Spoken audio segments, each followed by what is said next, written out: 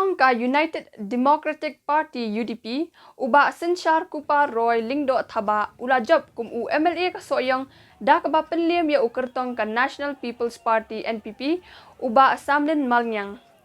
Uba Synshar ula tam lai hajar vote tam ya uba Samlin uba day MLA barim ka Sohiong. Baru arteli ka UDP bat ka NPP kia dan lang ha ka sorkar MDA tu bayalam ka NPP. Uba Synshar ula yo kan reu hajar votes kat ba uba Samlin ula yo kan lai hajar votes tam. Da kan ka jing job ka UDP kala kio ka jing dan ki MLA sha ka khat ar ngot ha ka yeng dorbar ka ba reu phongut.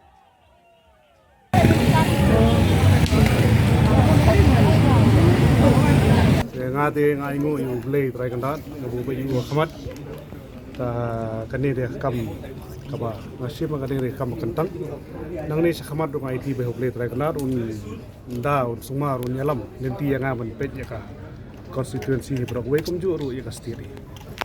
I think it is the love and faith of the people bala lai ba ka chamangalet paj ba hi kilawan hi da min sim ka jingi Ganir ka strong message ba hapo Sohiong mo juwan da buat pisah thiet yu paj ba da jingi ngati ngalong ba I just don't want to be a legislator. I want to be a lawmaker who is going to speak in the assembly. So kini other subjects like ILP, the roster recruitment system, the UCC, which is like main campaign subject jungi public campaign. Itu bakba semua.